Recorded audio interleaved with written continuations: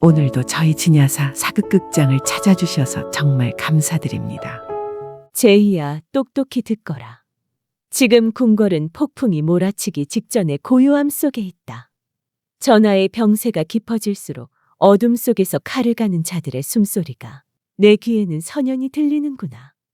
나는 저하께서 포대기에 쌓여 이 궁에 들어오시던 날부터 지금까지 그분을 보필해왔다. 저하의 선한 심성이 이 풍파를 견디기엔 너무나 투명하여 내 밤잠을 설친 게 수천 날이다. 지금 몸이 편찮으신 전하를 대신해 저하께서는 대리청정 상태이시지만 허유는 꾸준히 세자저하의 대리청정을 반대해왔다. 만약 편찮으신 전하께서 승하라도 하시게 되면 허유는 기다렸다는 듯 그 비열한 이빨을 드러낼 것이다. 너를 지밀라인으로 보내는 것은 나의 마지막 비책이다. 너의 그 영특함으로 저하를 꼭 지켜야 한다. 알겠느냐? 제조상궁의 그 서슬퍼런 당부를 가슴에 품고 제이는 동궁전의 문턱을 넘었습니다. 하지만 정작 제이가 마주한 동궁전의 주인인 세자 이선은 왕위를 물려받을 적장자라는 화려한 이름 뒤에 숨겨진 세상에서 가장 외롭고 고독한 사내였습니다. 궁궐의 가장 깊은 곳 동궁전에는 정막만이 서늘하게 감돌았습니다. 명색이 한나라의 후계자가 머무는 곳이었으나 권력자들의 감시 속에서 세자 이선의 궁궐 생활은 유배지보다 참혹했습니다. 허윤의 사주를 받은 내관과 궁녀들은 대놓고 세자를 무시했고 그가 마시는 차 한 잔, 읽는 책 한 권까지 감시의 그물망에서 자유롭지 못했습니다. 지밀라인이 되어 세자의 그림자처럼 서 있게 된 제이는 매일 밤 촛불 하나에 의지해 홀로 밤을 지새우는 이선의 등을 지켜보았습니다.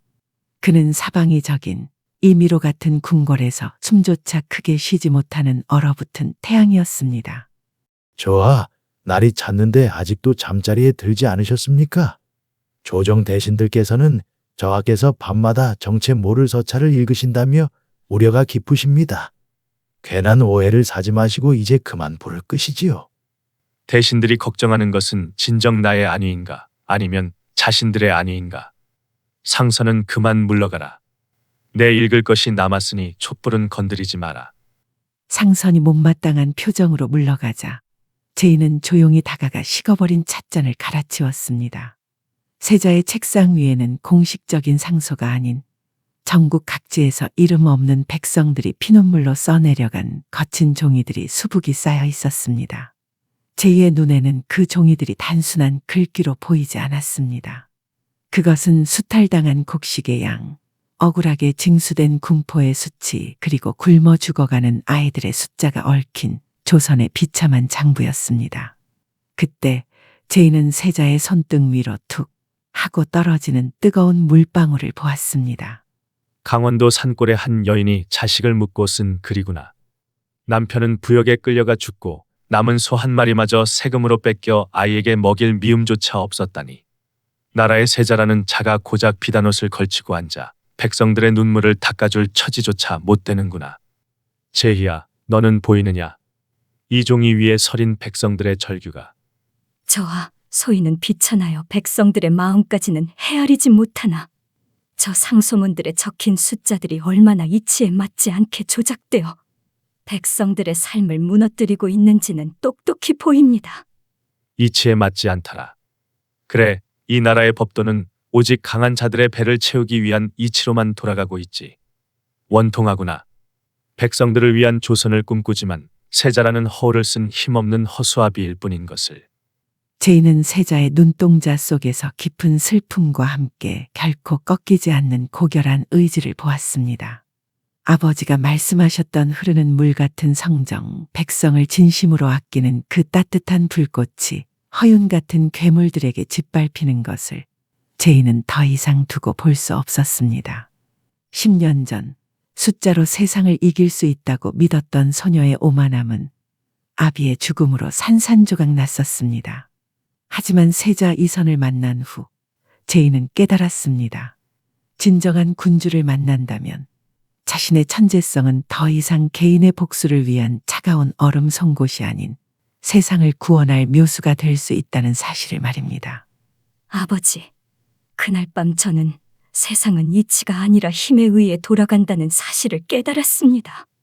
하지만 지금 제가 보고 있는 저하의 눈물은 그 힘으로 돌아가는 세상을 부술 수 있을 만큼 고귀한 가치를 지니고 있습니다. 백성을 생각하시는 저 눈물을 닦아드리기 위해 제가 기꺼이 저하의 그림자가 되어 이 썩어빠진 궁궐의 판을 뒤집어 엎으려 합니다. 제인은 결심했습니다. 단순히 아비의 원수를 갚기 위한 복수가 아닌 이 고독한 세자를 반드시 용상에 올려 조선의 결을 다시 쓰겠노라고. 동궁전의 차가운 바람 속에서 어지러운 조선의 운명을 바꿀 군주를 향한 책사의 다짐이 조용히 울려 퍼졌습니다. 보름달조차 구름에 숨은 야심한 시각. 동궁전 서고의 복도를 닦던 제2의 눈에 낯선 그림자 하나가 포착되었습니다. 허윤의 사주를 받은 내관 하나가 세자 이선이 가장 아끼는 경전인 대학을 꺼내 들고는 책장 사이에 은밀하게 종이 한 장을 끼워 넣고 사라진 것입니다. 제인은 그림자가 사라진 서고로 조용히 발을 들였습니다. 그녀는 등잔 아래 녹아내린 촛농의 양과 침입자가 남긴 젖은 발자국의 거리를 가늠했습니다. 침입자의 보폭은 이자판. 헤매지 않고 정확히 3번째 석가로 향했어. 이곳에 무엇이 있는지 이미 알고 있었다는 말이지. 대학의 두께가 어제보다 2푼이 늘어나 있어. 종이 한 장의 무게가 더해진 거야.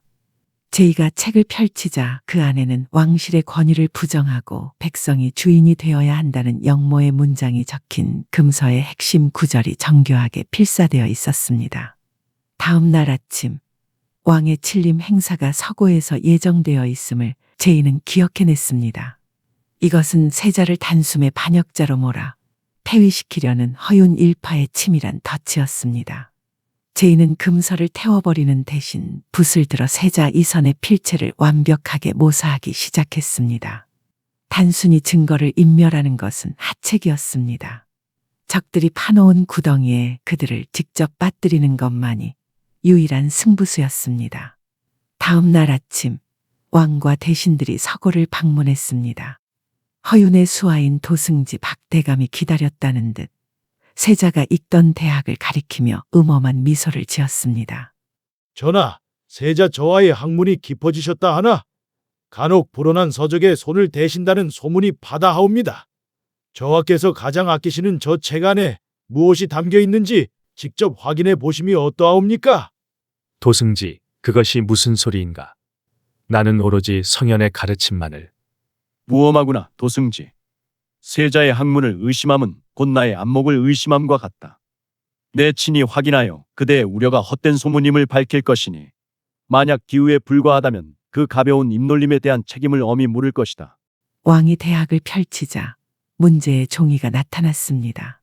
도승지는 승리를 확신하며 고개를 숙였으나 종이를 읽어 내려가던 왕의 눈시울은 도승지의 의도와는 다르게 붉어지기 시작했습니다. 그 종이에는 영모의 문구 대신 왕의 과거에 지었던 시 구절과 함께 세자의 간절한 효심이 담긴 고백이 적혀 있었습니다. 이것은 내가 대군 시절에 쓴 시가 아니냐. 선아, 내가 밤마다 나의 옛 글을 읽으며 이토록 나의 성수무강을 기원하고 있었다니. 내 너의 진심을 여태 몰라보았구나. 아, 예. 아바마마의 뜻을 기리고자 부족한 필사로 마음을 전하려 하였사옵니다. 제2의 묘수는 여기서 끝이 아니었습니다. 그녀는 미리 도승지가 서고에 입장할 때 진짜 금서 구절이 적힌 쪽지를 그의 소매 겉단에 살짝 넣어두었습니다. 도승지, 그대가 호언장담하던 불온한 문장은 어디 있는가? 내 눈엔 세자의 간절한 효심뿐이거늘. 그것이 제 정보에 착오가 있었던 모양이옵니다. 죽여 주옵소서, 전하. 도승지 박대감이 머리를 조아리며 격하게 몸을 낮추는 순간 제이가 소매 겉단 틈에 살짝 끼워두었던 쪽지가 나비처럼 바닥으로 흐릅니다. 대감, 소매에서 이 서찰이 떨어져 싸웁니다. 왕의 시선이 제이의 손에 들린 종이로 향합니다. 박대감은 자신의 소매에서 무엇이 나왔는지조차 모른 채 얼어붙은 듯 흙빛이 되어 굳어버립니다. 그 쪽지는 무엇이냐? 당장 가져오너라.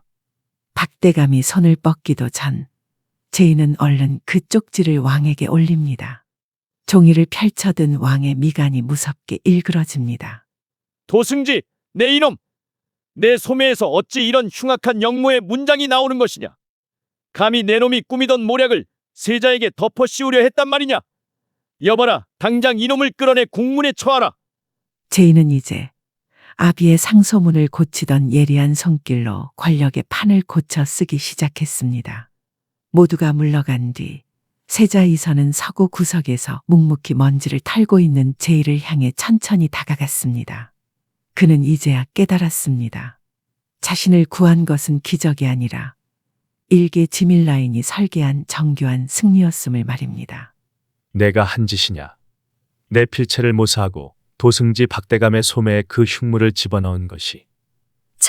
저는 그저 적들이 흘린 오답을 정답으로 바꿔놓았을 뿐입니다. 그들은 저하의 성정을 공격하려 했으나 저는 저하의 효심을 무기로 삼았을 뿐입니다. 저하, 세상은 옳은 자가 이기는 것이 아니라 끝까지 살아남아 옳음을 증명해낸 자만이 이기는 법이옵니다. 결코 무너지지 마옵소서. 소인 미천하나마 끝까지 저하를 보필하겠나이다. 일개 나인의 명석하지만 겸손한 대답에 이선은 전율했습니다. 사방이 적인 이 궁궐에서 자신을 지켜줄 리는 칼을 든 무사가 아닌 오직 옳은 이치와 기지로 무장한 이 서늘한 여인뿐임을 절감했습니다. 두 사람의 시선이 마주치는 순간 얼어붙었던 동궁전의 새로운 변혁의 불꽃이 소리 없이 타오르기 시작했습니다. 깊은 밤 동궁전의 가장 후미진 방에는 오직 두 사람만의 숨소리만이 감돌았습니다. 세자 이선은 무거운 진실을 마주하고 있었습니다. 백성을 지키려는 선함은 적들의 먹잇감이 될 뿐이었고 오히려 자신을 구원한 것은 일개 나인의 독한 지략이었다는 사실을 말입니다. 이선은 무릎을 꿇고 앉아있는 제이를 뚫어지게 바라보았습니다. 그녀의 눈빛은 비천한 궁녀의 것이 아니었습니다. 그것은 세상을 하나의 거대한 수로 내려다보는 서늘하고도 고고한 책사의 눈이었습니다. 나는 평생 성현의 말씀을 따르며 진심을 다하면 하늘이 도울 것이라 믿었다. 허나 어제 서고에서의 일로 깨달았구나. 나의 진심은 적들의 조롱거리가 되었고 너의 기만은 나의 목숨을 구했다. 제희야, 너는 나에게 무엇을 가르쳐 줄 수 있느냐? 저하 군주의 도리는 자고로 치세에는 성현의 책 속에서 찾으면 되오나 난세의 군주는 적들의 욕망이 어디로 흐르는지 그 탐욕의 무게를 어떻게 역이용하는지까지 알아야 합니다. 저하께서는 너무나 깨끗하시어 적들의 오물이 묻는 것을 두려워하십니다. 하지만 오물을 뒤집어 쓰지 않고 어찌 세상을 씻어내겠습니까? 제이는 작은 바둑판을 꺼내 이선 앞에 놓았습니다. 하지만 바둑알 대신 그녀는 물건들을 하나씩 판 위에 올리기 시작했습니다. 이 바둑판은 조정의 형세입니다. 그리고 이 찻잔은 허윤의 권력입니다. 겉은 단단하고 화려하며 그 안에는 탐욕이라는 뜨거운 독을 가득 담고 있지요. 하지만 찻잔은 그 스스로는 움직이지 못하며 오직 바닥의 평형에만 의존해 서 있습니다. 이 붓은 허윤의 손발이 된 대신들의 혀이자 붓끝입니다. 가늘고 유연해 보이나 이 붓끝에서 나오는 기록 하나로 백성을 죽이기도 저하를 위협하기도 합니다. 찻잔이 쓰러지지 않게 사방에서 괴고 있는 버팀목이기도 하지요. 그리고 이 말은 꽃잎은 백성들의 목숨입니다. 너무나 가벼워 찻잔의 무게에 짓눌려 있고 붓끝 하나에도 찢겨 나갑니다. 저하께서는 이 꽃잎들을 하나하나 이어붙여 찻잔을 밀어내려 하십니까? 아니면 붓을 꺾어 이들을 지키려 하십니까? 방법이 없지 않느냐? 찻잔은 너무 무겁고 붓은 수천 자루다. 꽃잎은 그저 바람에 날려갈 뿐인데. 아니옵니다. 찻잔이 무거울수록 그 무게 중심은 오직 한 점에 쏠려 있습니다. 찻잔을 직접 밀어내면 저하의 손만 대일 뿐이지요. 저하께서는 그저 찻잔이 놓인 이 바둑판을 가볍게 흔들기만 하시면 됩니다. 그리고 그러실 수 있는 위치에 계십니다. 바닥이 기울면 무거운 찻잔은 자신의 무게를 견디지 못하고 스스로 고꾸라집니다. 찻잔이 깨지면 그것을 괴고 있던 수천 개의 붓들도 갈 곳을 잃고 굴러 떨어질 것입니다. 그것이 제가 저하께 가르칠 묘수, 즉 보이지 않는 힘으로 판을 뒤엎는 법입니다. 이선은 제2의 손끝이 가리키는 판의 흐름을 보았습니다. 그녀는 숫자로 증명할 수 없는 인간의 심리와 권력의 생리를 마치 눈앞의 그림처럼 해체하고 있었습니다. 이선은 자리에서 일어나 제이를 향해 천천히 고개를 숙였습니다. 왕세자가 나인에게 행하는 파격적인 사제의 예였습니다. 나의 스승이 되어다오. 허울만 있는 가짜 용상의 주인이 아니라 저 괴물들의 숨통을 끊고 백성을 살리는 진짜 이기는 법을 가르쳐다오. 나는 기꺼이 내가 부리는 용이 되겠다. 저하, 용은 구름 위에 있을 때 위험이 있으나 땅으로 내려와 뱀의 지혜를 빌릴 때 비로소 무적이 되는 법입니다. 저하의 선한 성정을 방패로 삼고 저의 비정한 머리를 칼로 삼으십시오. 이제 제가 저하를 조선에서 가장 높은 곳, 그 누구도 넘볼 수 없는 용상으로 인도하겠습니다. 제2의 가르침은 혹독하고도 정교했습니다. 그녀는 세자에게 화를 내는 법 대신 웃으며 상대를 불안하게 만드는 법을, 명령하는 법 대신 상대가 스스로 함정에 걸어 들어가게 만드는 법을 주입했습니다. 한때 허수아비처럼 흔들리던 이선의 눈빛은 날이 갈수록 깊고 서늘해졌습니다. 사방이 적인 동궁전에서 고독한 세자는 그렇게 천재 책사의 손에 의해 서서히 사자의 심장을 가진 군주로 벼려지고 있었습니다. 두 사람이 맺은 피보다 진한 동맹은 이제 거대한 파도가 되어 궁궐의 낡은 질서를 집어삼킬 준비를 마쳤습니다. 제이가 설계한 정교한 수일기는 단 한치의 오차도 없이 조선의 심장을 관통했습니다. 탐과 놀이들의 치부를 역이용해 그들의 입을 막고 흩어진 민심을 세자에게 집중시킨 책략은 마침내 거대한 결실을 보았습니다. 병약했던 왕이 승하하고 만백성의 환호 속의 세자 이선은 마침내 조선의 왕으로 즉위했습니다. 골룡포를 입고 근정전 용상에 높이 앉은 이선. 하지만 그의 시선은 멀리 늘어선 대신들이 아닌 기둥 뒤 어둠 속에 소리 없이 서 있는 단 한 사람, 제이를 향하고 있었습니다. 깊은 밤, 이선은 제이를 편전으로 불렀습니다. 그는 이제 세자가 아닌 왕으로서 가슴 속에 묻어두었던 뜨거운 진심을 꺼내놓았습니다. 제희야, 내가 없었다면 나는 이 자리에 앉지도 살아남지도 못했을 것이다. 너는 나의 스승이자 나의 유일한 벗이며 내가 가장 아끼는 사람이다. 이제 그림자 속에 숨어 있지 마라. 내 너를 정식으로 후궁으로 봉하여 내 곁에 두고 싶구나. 아니, 내 너를 위해 가장 높은 자리를 비워둘 수도 있다. 이선의 눈동자에는 왕의 위엄 대신 한 사내의 간절한 연심이 서려 있었습니다. 그는 제이에게 세상에서 가장 화려한 꽃길을 내어주고 싶었습니다. 하지만 제이는 흔들림 없는 눈빛으로 왕의 제안을 단칼에 베어냈습니다. 전하, 후궁의 자리는 꽃을 심는 곳이지 칼을 두는 곳이 아닙니다. 제가 후궁이 되는 순간 저는 전하의 총애를 다투는 여인이 될 뿐입니다. 그리 되면 누가 전하의 적들을 감시하고 누가 그들의 목을 칠 묘수를 찾아내겠습니까? 하지만 나는 내가 평생 나인으로 늙어가는 것을 볼 수 없다. 너에게 사랑받는 평범한 여인의 행복을 주고 싶은 내 마음이 정녕 보이지 않느냐. 전하, 저의 행복은 사랑이 아니라 증명에 있습니다. 아버지를 죽인 자들이 무너지고 전하께서 만세에 남을 성군이 되시는 것, 그것만이 제가 살아있는 이유입니다. 저는 전하의 침소를 지키는 여인이 아니라 전하의 용상을 지키는 가장 날카로운 상궁으로 남겠습니다. 보이지 않는 곳에서 전하의 눈과 귀가 되어 조선의 썩은 뿌리를 도려내겠습니다. 이선은 깨달았습니다. 제이는 자신이 품기에는 너무나 크고 서늘한 존재라는 것을. 그녀는 왕의 여인이 되기보다 왕의 책사가 되기를 선택했습니다. 사랑이라는 감정조차 복수와 대업을 위한 숫자의 변수로 치환해버리는 그녀의 비정함에 이선은 전율하면서도 서글픈 경외감을 느꼈습니다. 그래, 내 말이 옳다.